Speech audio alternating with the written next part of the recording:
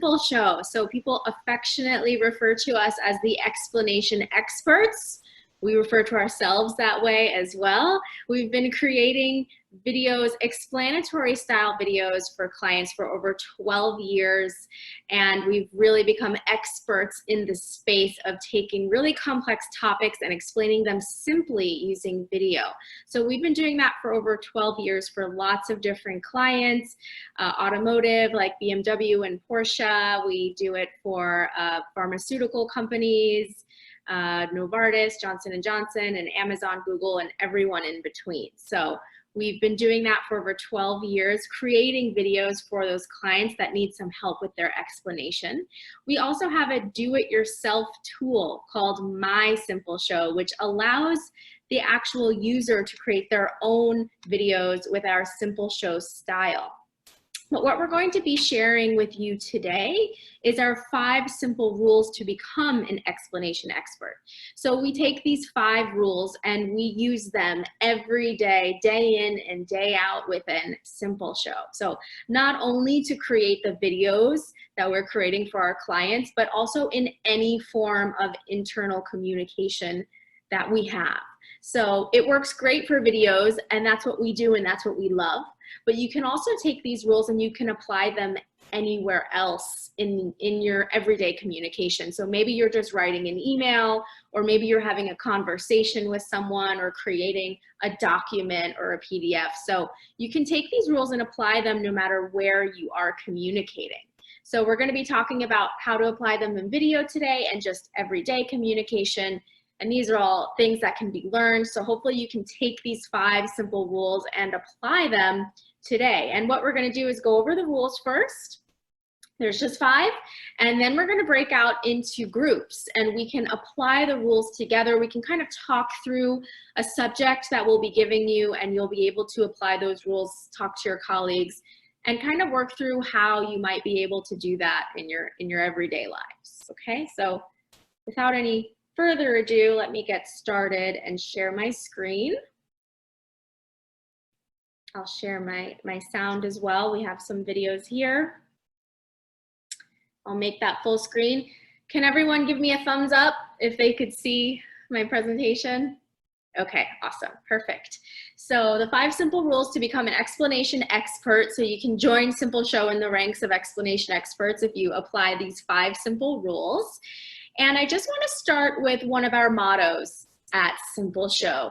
No one has 30 minutes, but everyone has 3. So we're real big fans of simplicity and keeping things simple. So if you ask someone for a meeting, if you say, do you have 30 minutes to spare, you might get pushed off to tomorrow, maybe even next week, maybe even 3 weeks from now, especially with everything that's going on in the world. We're all super busy. There's a lot going on. But if you needed only 3 minutes to communicate something to someone, they might be willing to give you those 3 minutes right away. So think about how that could help you in your everyday life. If you send an email that takes 30 minutes to get through, maybe versus 3, you're probably going to get that communication through right away, which is helpful for you and the person receiving the communication. And it's just helpful for everyone because it's simple and it's nice and you get your message across. And that's what we want to do. We want to get our messages across at the end of the day. So no one has 30 minutes, everyone has 3. Try to think about that the next time you're trying to explain something. And overall, how can I simplify it? How can I apply the 5 simple rules?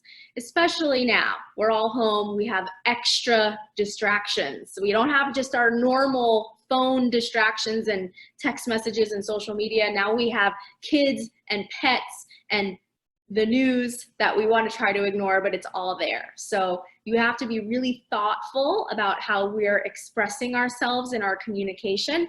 And one way we can do that is by applying the rules. Okay, so I'm going to go ahead.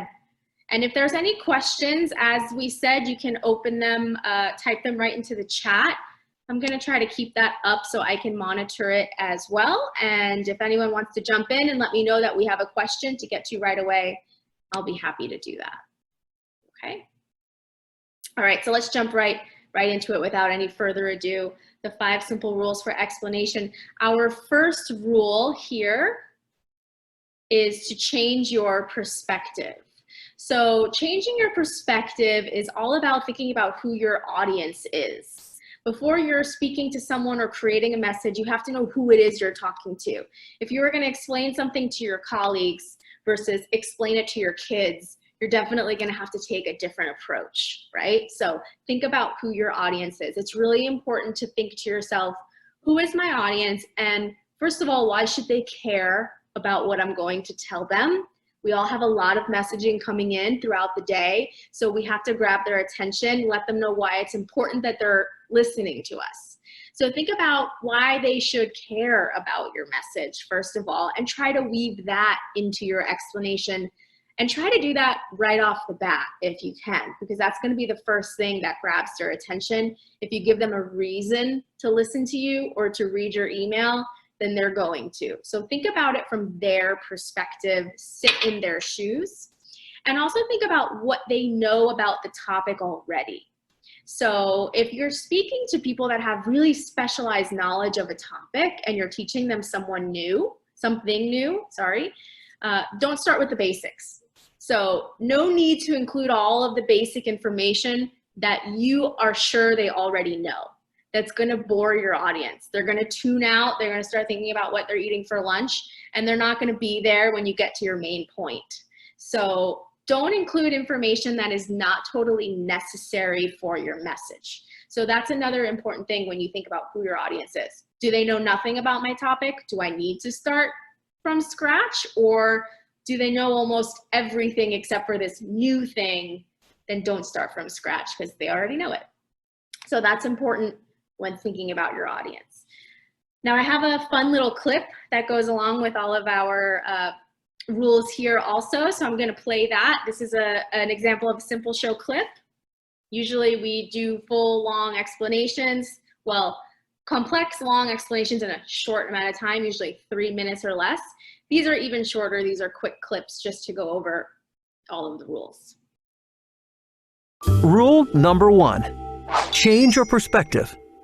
By putting yourself in the audience's shoes, you can create an effective learning solution that resonates with them. In other words, empathy helps you present the information in a way that speaks to the audience and keeps everyone engaged.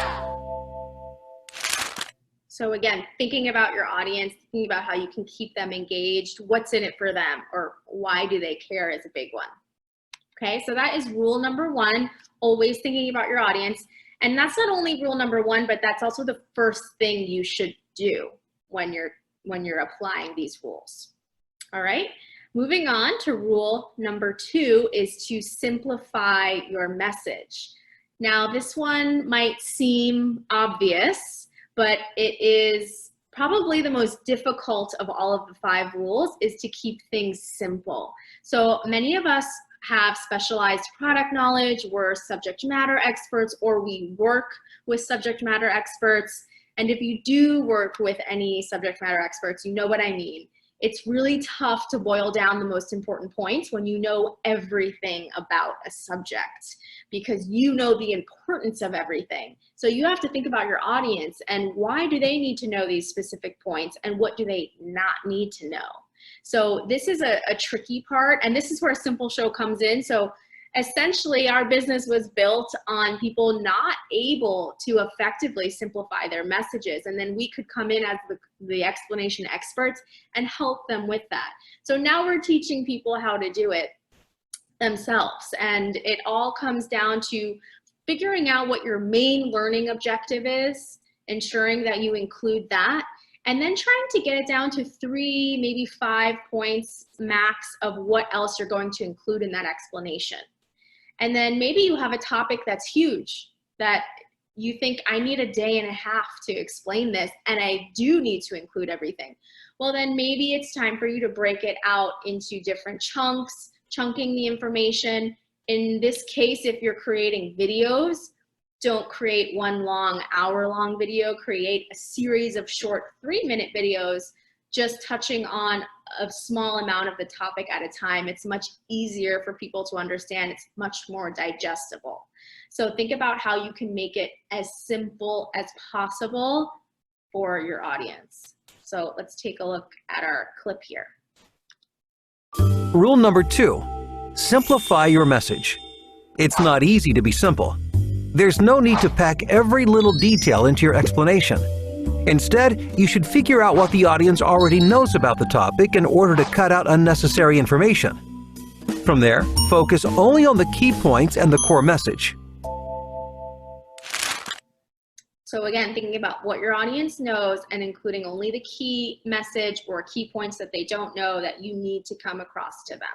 And if that's 20 points, then maybe you have to take your message and break it out into smaller forms of communication, not to overcomplicate one message, one email, or one video. Okay, that is rule number 2. I also want to show you a quick example of the power of simplifying and how we feel when we see something like this.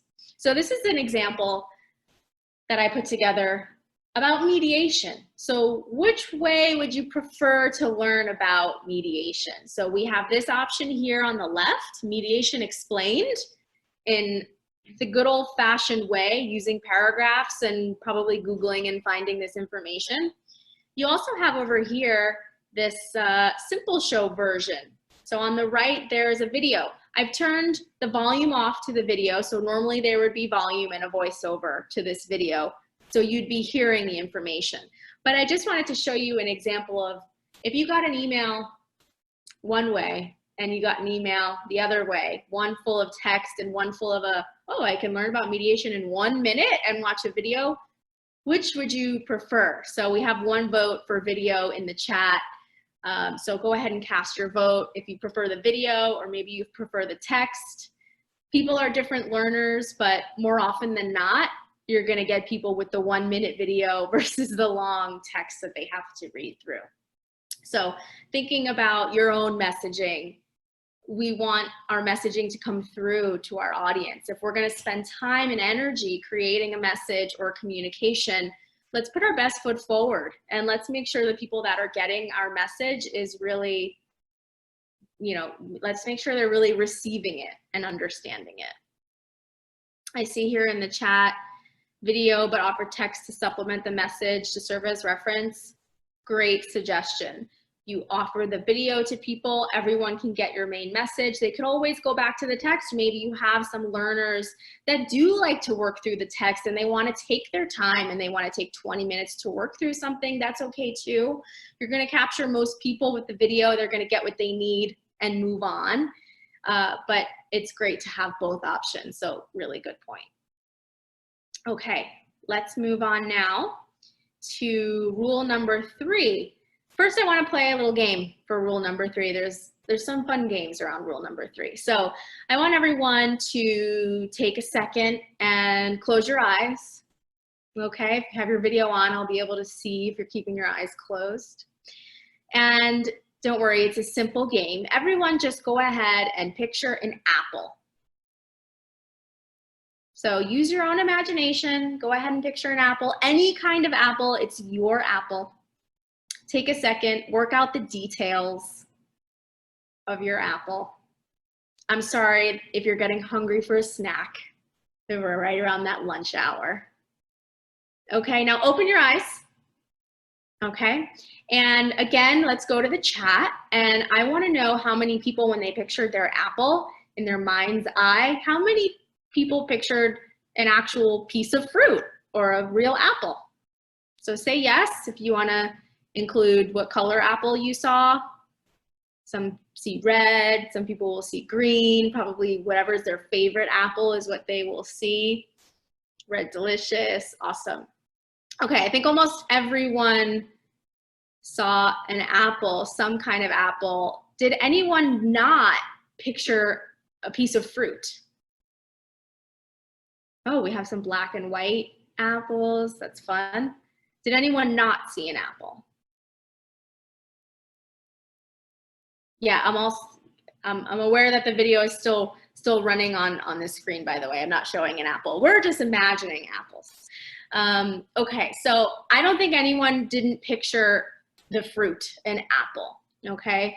And I've done this presentation just a few times before, and let me tell you that everyone pictures an apple, almost everyone. Some people picture an apple pie, Some people picture an Apple computer sometimes, or I even heard someone picture an apple martini last week.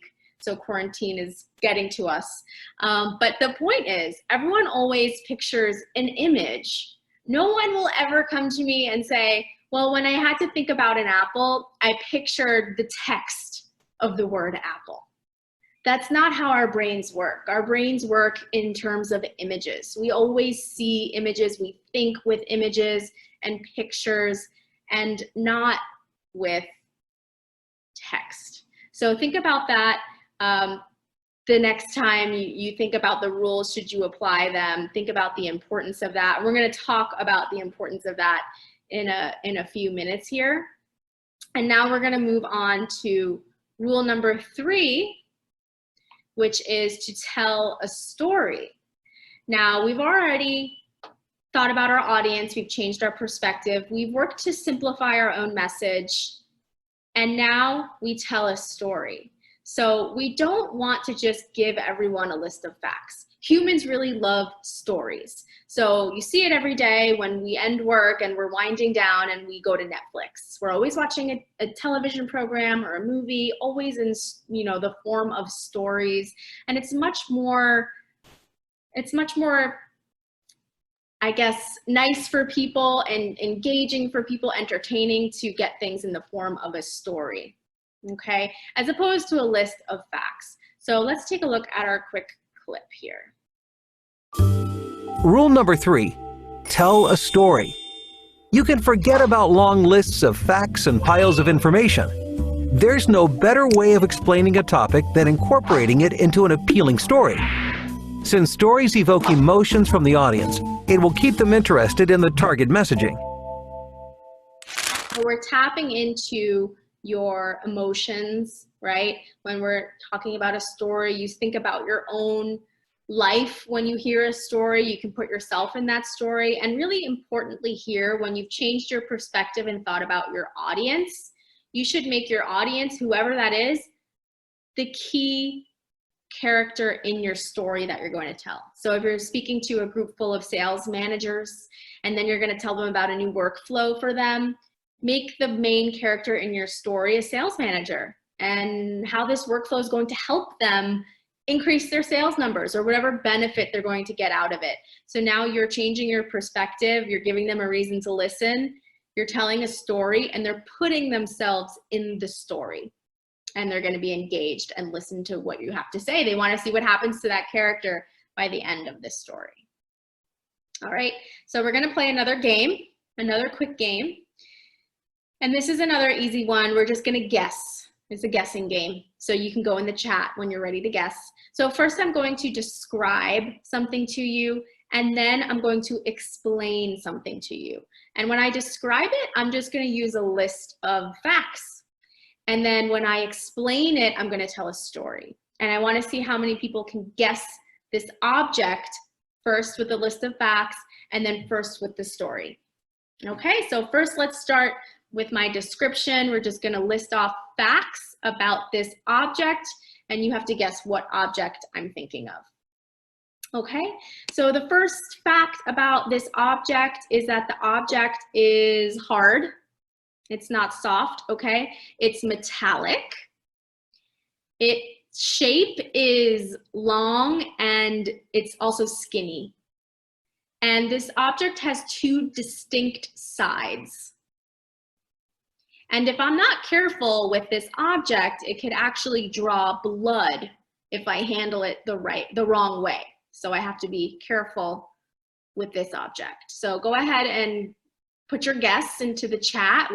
I hear a knife, maybe a ruler, another knife. Okay. I'm not going to tell you if you're right or wrong yet, because I still have to use my explanation, my story. Okay, screwdriver, needle, hatchet, knife, letter opener, sword. Good guesses. All right, so now I'm going to explain the object, see if we can all get close to the same page. All right, so I'm going to tell a story just about me. And we're all clearly stuck working from home. I'm sitting at home right now. And one of my favorite working from home pastimes is to be snacking all day long. I have snacks around me. I go to the kitchen, it's only about 20 steps away from me. So this is my favorite thing to do during quarantine, work from home. I've become a really avid snacker. I'm working through the whole grocery store full of snacks. So what happened to me this morning when I was getting ready for my presentation, I was getting dressed, I was putting on my jeans, I was getting ready in my real work attire that I normally would. And when I was putting on my jeans, the button to my jeans actually flew off. So clearly I had been over snacking just a little bit. So I went with not a lot of time to get ready and not a lot of sewing skills, to be quite honest. I reached for this object that I could use to temporarily fasten my pants back together so that I could get on with my work day. So what object did I use to put my pants back together this morning? Okay, so I see some guesses in here. We have needle, paper clip, stapler, and safety pin. We have 3, 4, 5 for safety pin. So the object I'm thinking of is a safety pin. So a lot of you got it. A lot of you are very close. A needle is almost the same as a safety pin. I could have used a stapler too, I suppose. And that fits my description as well. So you could see not everyone got it the second time, but we were all much closer. We were almost all on the same page. So with the power of the story, I almost told you nothing about the object in the story, but almost all of you were able to guess the object. So the power of a story and tapping into what you already know, what you yourself would use to fasten your pants back together. I'm pulling from all of the knowledge that you already have. And it's much more engaging than is listening to a list of facts anyway. Okay, so that is telling a story, rule number 3. Rule number 4 is using images. So let's think back to the apple example. We think in terms of images. Images don't have to be specific, they don't have to be detailed, they can be very simplified. You can see that I'm using images throughout my whole presentation here to you to help you remember as we go through. Let's go ahead and watch our clip about images. Rule number 4, use images. When you accompany your story with supporting images, viewers make associations between these visuals and the concepts. This makes the information memorable and easy to understand. The more symbolic and simplified the visuals, the more likely you will trigger something in the viewer's minds. Remember, a picture is worth 1,000 words. So images can really help get your message across. It doesn't have to be specific. Sometimes it's great if you do have a specific image, like a screenshot or like a picture of a workflow that you're referring to. It's great to include those things as supplements to what you're explaining. A lot of people are visual learners. I'll show you a quick example here. I'm going to show you 2 slides. One has text on it, the next one has images. And just look at this and try to figure out what I'm trying to show you or what I'm trying to say. You can read through that, but I'll make it much easier for you in a second. And I'll show you the same information, but using images instead of words. So, okay, we'll look at the text. Now I'll show you the images instead.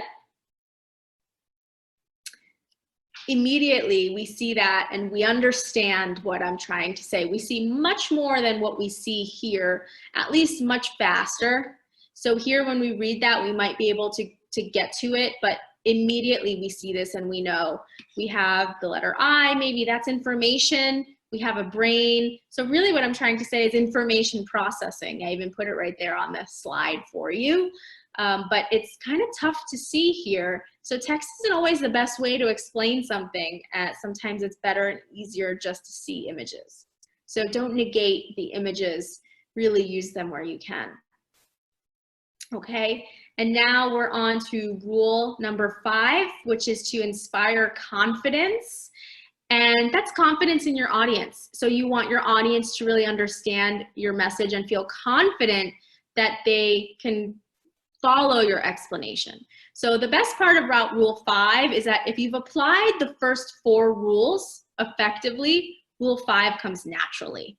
So if you've thought about your audience, simplified your message, you're telling a story and you're using images, then your audience will feel comfortable with your explanation. They're going to feel confident that they're going to be able to follow it. So rule 5 is kind of like a step for you to stop and look back at your work and see that you're really effectively using all of those rules. So let's look at our quick clip. Rule number 5, inspire confidence. To inspire confidence, make sure the audience is able to see the main concept of your message. If they can see the scaffolding instead of a pile of wood, the audience will be confident enough to put the rest of the pieces together. It's the ultimate test, but achieving this confirms that you have successfully completed the other 4 principles. So inspiring confidence is just about going back and making sure you're making this explanation as easy as possible for your audience. And again, we have the 5 rules here: changing your perspective, simplifying your message, telling a story, using images, and inspiring confidence. Okay, if anyone has any questions about those, as always, put them there in the chat. But I think now it's time we're going to kind of pivot and do some work all together, and we're going to share some instructions for you. And now we're going to break out into teams and try to apply the 5 simple rules to a subject matter that we will give you.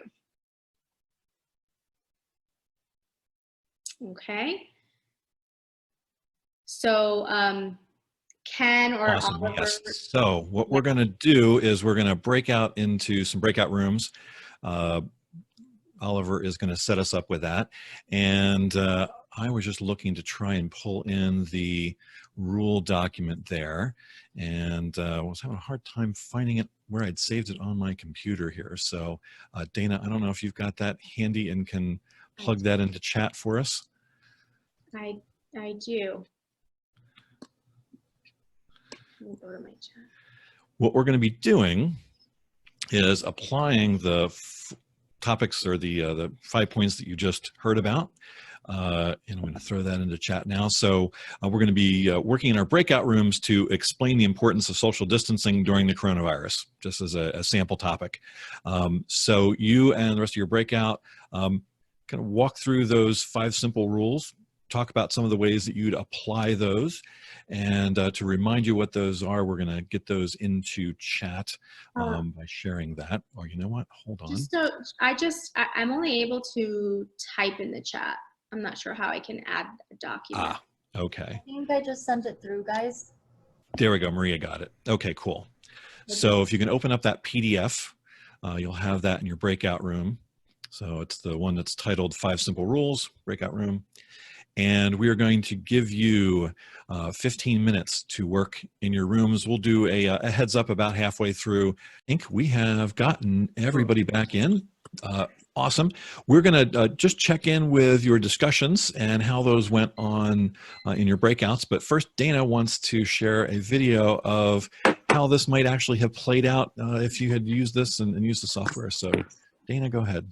Yeah, sure. So I'm going to share a SimpleShow video based on the same topic. We were all talking about social distancing, the importance of it, just so you can see how we applied the rules and just an example of how it all came together. So let's take a look. It's about 2 minutes. We explain social distancing during the coronavirus outbreak. Meet Joe, a family man. He wants to help slow the spread of coronavirus to keep his family safe. To start, Joe can begin practicing social distancing. Joe is curious to learn more about social distancing, so he asks his friend Tina, a public health official, to clarify. Tina explains that social distancing is a measure taken by government officials to stop or slow the spread of a highly contagious disease by reducing person-to-person interactions. The goal is to flatten the curve of disease progression. If the disease spreads rapidly, it's likely that healthcare systems will not be prepared to care for all of the infected patients at once. By flattening the curve, it gives local healthcare officials, like Tina, more time to prepare and care for the patients in need. There are many levels to social distancing, adds Tina. It typically starts by canceling sporting events, concerts, conferences, or any other large gatherings, and could potentially lead to all businesses, malls, and restaurants closing or altering their hours. In severe cases, strict curfews are mandated. Complete isolation may even be enforced by local authorities. Although that seems a bit harsh to Joe, Tina explains that stricter mandates on social distancing leads to a quicker eradication of the virus. Joe's proud to play his part in slowing the spread of coronavirus. Although he's young and healthy, Joe understands that he can still put others in danger. He buys just enough supplies to last him a few weeks, stays at home, and spends quality time with his family.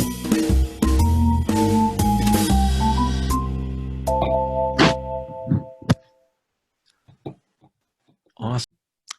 How was that? If we can maybe give a little bit of applause as we do with an exclamation point in chat. So if you thought that was an awesome presentation, please put some exclamation points there in chat to let Dana and the team know that we appreciated the job they did, and thank them for coming today to share this methodology. I think there's something there that we can all take away to really help us become better communicators.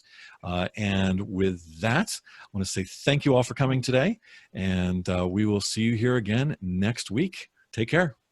Thank you. Sure, thank you.